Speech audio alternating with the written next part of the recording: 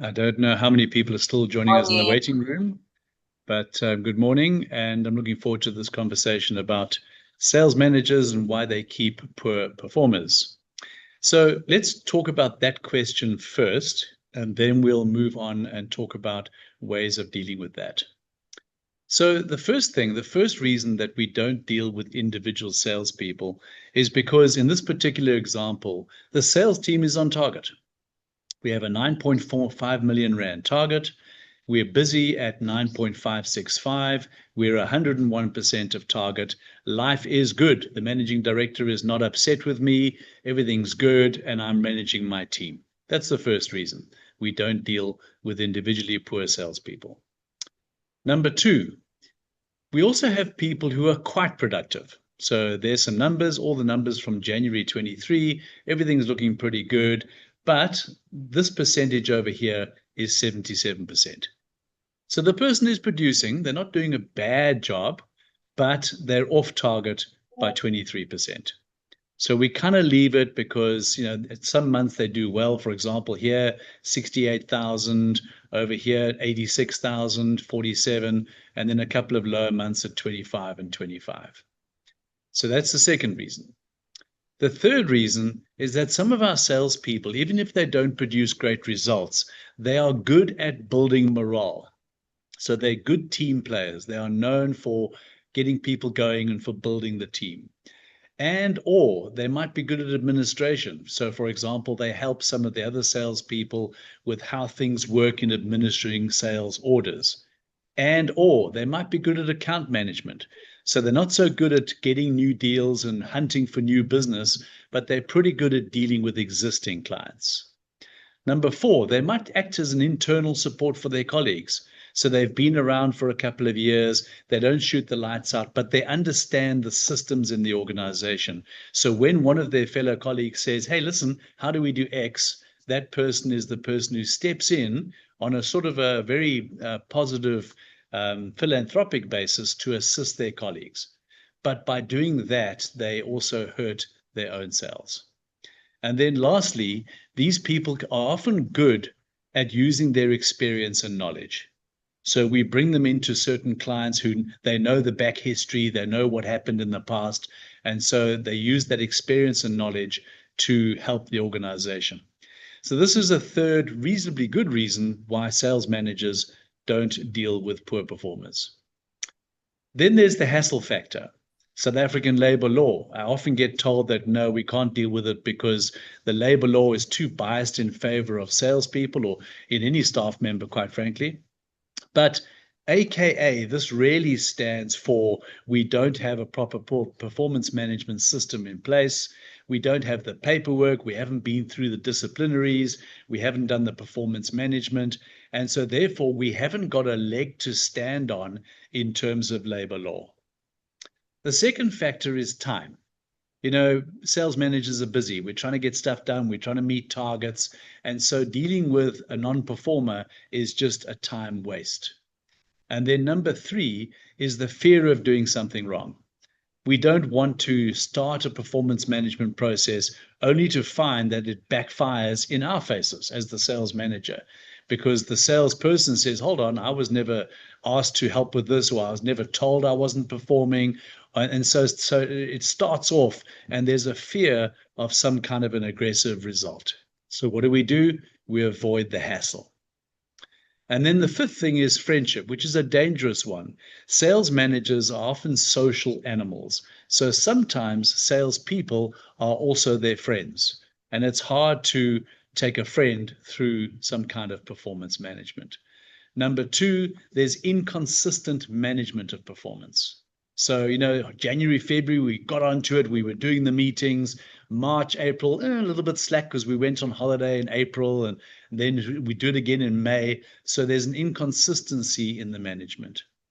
And then number three, there's sometimes a difficulty of separating team spirit from performance management. So if I, as a sales manager, I think to myself, if I hammer one, two, three people, is that going to hurt the team spirit that I've so carefully built up over the years? And so therefore I hesitate to take action when I should be taking action. So that's all fair enough. What should we do? Do we leave it alone? Do we accept it as that? Do we simply say, you know what, most of the time my sales guys are doing a fairly good job. We're fairly close to budget, or we're a bit under budget, but we're not too far away. The managing director is tolerant of what we're doing, so we just keep going. Or do we get a little more data driven? Do we start to say to ourselves, have I got a guy in my team who's actually a very nice person? There's nothing wrong with him. He's a good person, but he's just not a salesperson. He's just not the kind of person that should be in the sales department. Maybe he should be in account management. Maybe he should be in administration. Maybe he should be looking after sorting customer queries out and customer complaints. So, in order to understand that, we need to get a bit more data driven. We need to understand what is the person, what is the thing we are dealing with as a sales manager. So if we go back to that same example of the person who's on target at 9.5 million, then the question becomes, what is the detail behind that? So if we investigate this a little bit and open this up, you then start to see on the left-hand side here, there's some gaps in the data. There's some gaps over here and some gaps over here. And in fact, these might be two new people, so that's fine. We expected them to start performing in July 23. They didn't start performing. They produced nothing in that month. These guys were supposed to start in June 23. May 23, they were supposed to be productive. And so, yes, there's a bit of latitude for some of the new people. But for the people who've been around a longer period of time, we need to be more focused. So what we do is we add a bit of color to the picture. So we categorize these three sets of salespeople in three levels. The first level, from 1 to 7, the top third of the sales force, we mark them as the benchmark. The second group is the middle runners, and we mark them as the middle of the team, and then the rest of the staff fall into the final category. Now that's step one. Step two, we then add that data together. So we know that at the top, this benchmark team is producing 6.5 million rands of business. The second team is billing 2.5 million, and the third team 563,000.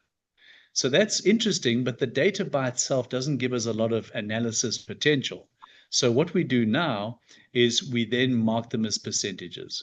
So we take the top team, the benchmark team, as being 100% effective.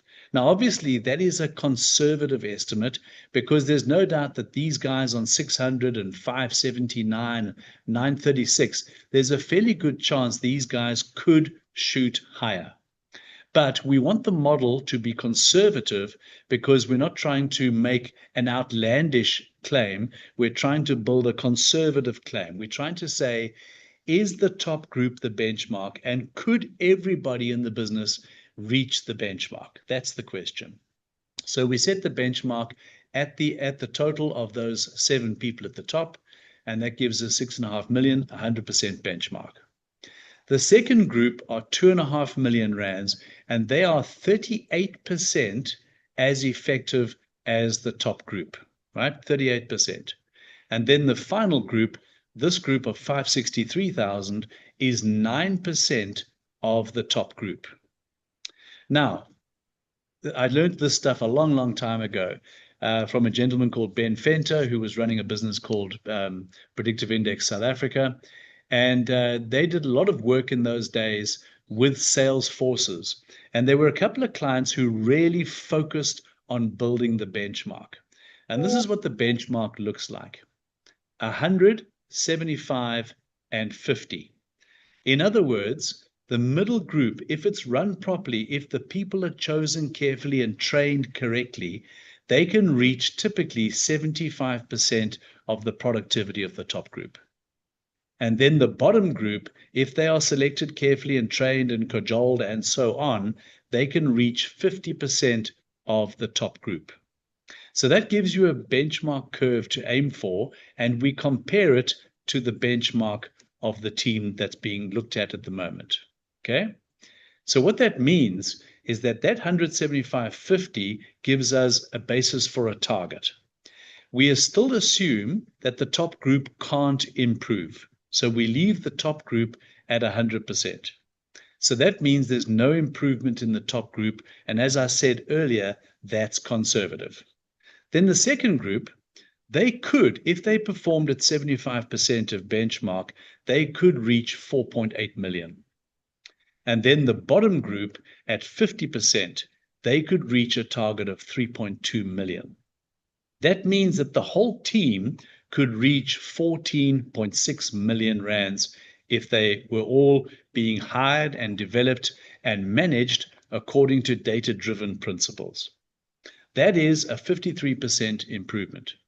Now, that may sound incredible, but it's a function of focusing on the capability and performance and predicting during the recruitment process what's going to happen if we hire a particular person. So instead of running into a situation where we just don't know, we should have a very good idea of the capability of our people and whether or not that predicts success. So those are the numbers which I think make for interesting reading.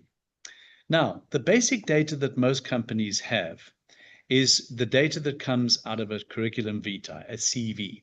And it starts at the top. First of all, how old is the staff member? Now, that's not because I'm looking to be ageist, and I've been told a few times that I should hide the age of the candidate, and it's against the law, etc., etc. But let's face it, if somebody walks into a room, your eyes will take that in 1 second flat, and you know if you're dealing with a younger or older person. For example, if you look at me, you obviously know I'm in my 20s, so that's an easy assumption to make. So, besides my age, moving on to the amount of experience I've got, what I'm interested to understand is that if I'm 56, then how much experience do I have? The answer is probably going to be quite a lot. There's a good chance that this individual is going to bring a lot of value to my company because they've got a lot of experience.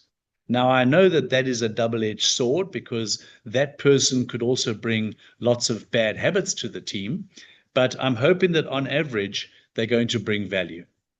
Thirdly, I want to know how many employers this person has had and how long did they spend on average at each company. In this particular case, 10 employers over 37 years with an average of 3.8 years per employer is a pretty good track record. Secondly, I'd like to understand, besides the biographical data, what competencies does this person bring to the table? Functional analysis, project management, document management, etc. And what courses has this person finished? Project management, information management, etc. Then I'm interested to know something about their personal background at school. So this person finished a matric in 86 and did an N3 in 87. They then joined a government organization as an explosives engineer, which they did for 2 years. Then they joined the ICT sector. So now I can see that this person has been in this sector for a long, long, long time, at least about 36 years. And I can look at the job titles in the diary, and I can see that he started off in explosives, changed direction into IT, became a business owner and a technical resource up to the age of 31, and then became a business development manager, an account manager, a sales director, a business manager, distribution sales director, and then back to sales executive. And this is quite interesting because this might spell the end of a management career over there at 54, and then a move back into sales at the age of 54. We don't know why, but that becomes a good interview question when we recruit this individual. This kind of data is often hidden in the 15 pages of a CV. What we try to do is bring all of this data onto one page that's sitting in front of you right now. Then the second section is the average tenure. So you can see here that this individual, John Smith, is a person who sticks around. 2 years, 5, 4, 5, 7, 8, then a short stint over here for a year and a 1.5. And you might ask another question here. You might say, why is it that from 21 to 52, this individual stuck for the long term? But then at the age of 52, something switched. something happened that led them to join this company for a short time and then leave, and then go to this company and then leave and go to this company, and now still working for that company. So sometimes people's careers can fall over at the age of 25, 35, 45, 55. Things can go wrong. And it's important as a hiring manager to ask yourself the question, is this person going to bring the value to my business? Have they made so many mistakes in their careers that actually they're going to bring damage to my business? Or have they learned a hell of a lot that I can use in the business? So studying this data is quite useful as the hiring manager. And then the last question is, what have they done since school? So he did an N3 in 87, but then since then he's done various internal programs. No degrees, no diplomas, no management development, no proper formal sales diplomas and certificates. These are all various technical internal programs. So I would argue that this individual has not done enough work on developing himself since leaving school. So that's one kind of data. I know Ronaldo was battling to join just now. Ronaldo, are you online? Nope. Okay, cool. That's fine. Not serious. We'll carry on with the data as we've got it.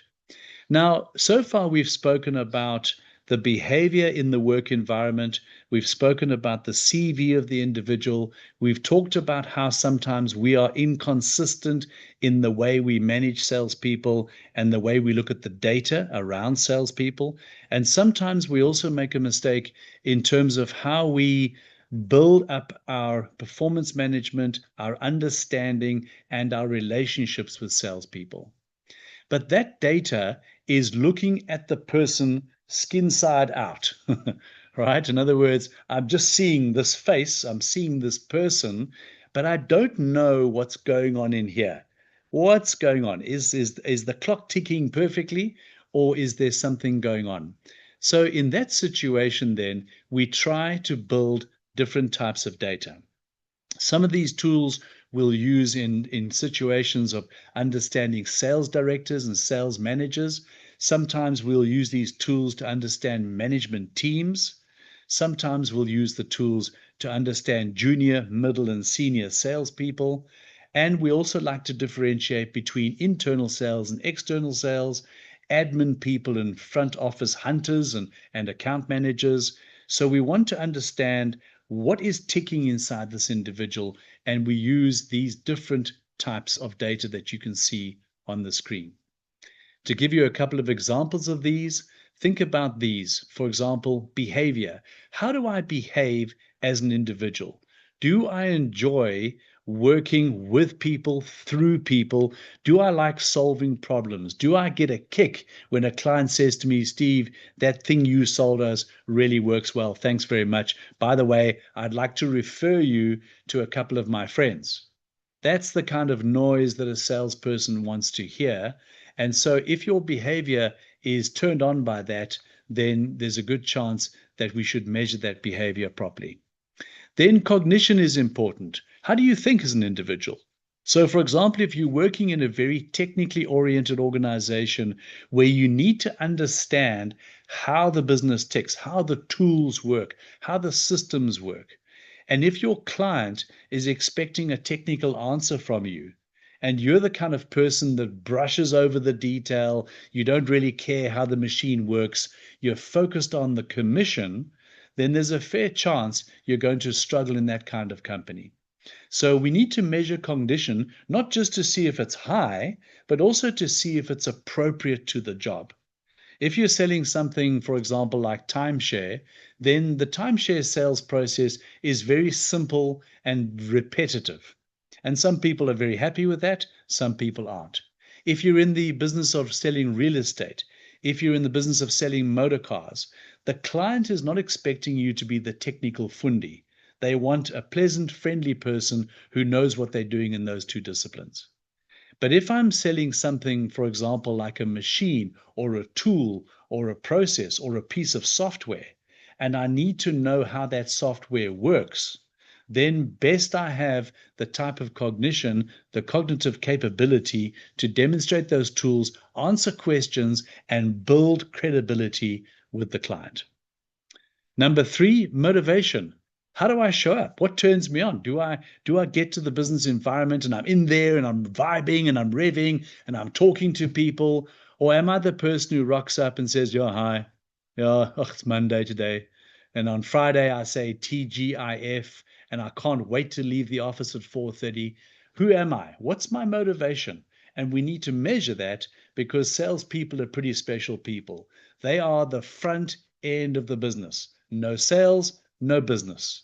So therefore, it's good and important that we measure the motivation of our sales force to make sure that we haven't got a bunch of people who simply are looking for a job.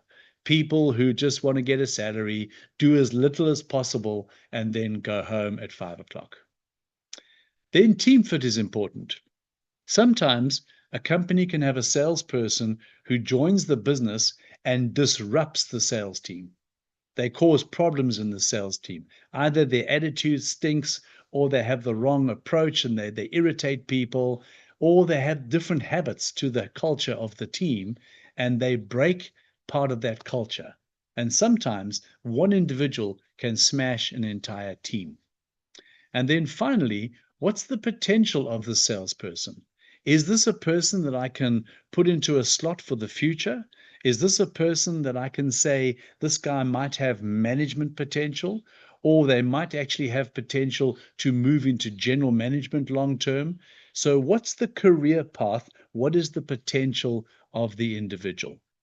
And just to show you a couple of examples of that, this is a tool we use a lot in our business called the PPA. Some of you may be quite familiar with it.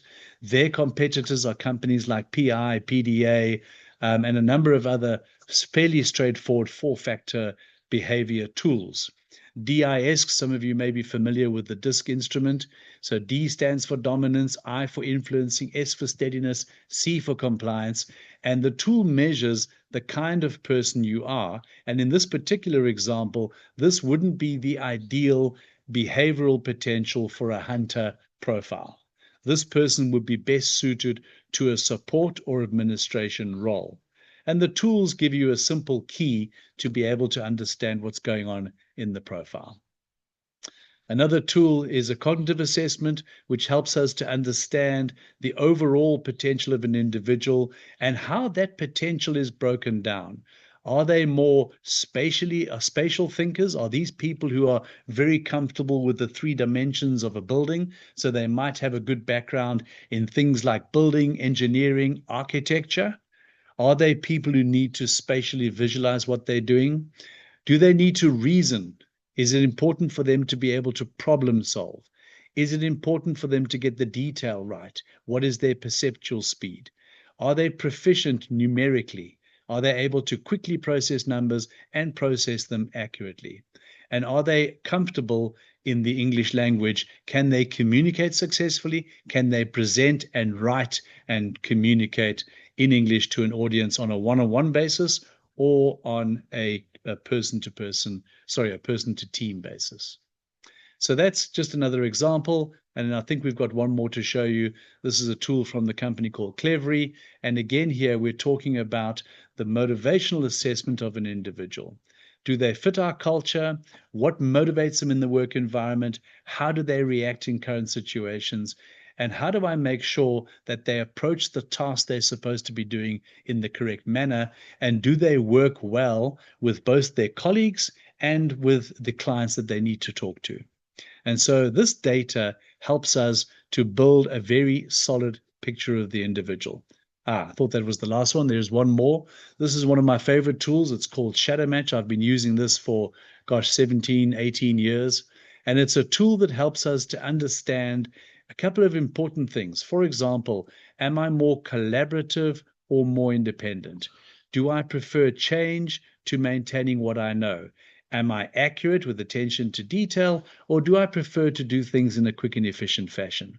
Do I explore new solutions, or do I like to work with what I know? Do I work with discipline and structure? Am I more of a task person or more of a people person? What are my soft behaviors, the ones that don't drive me? What are my strong behaviors, the behaviors that help me to do my work?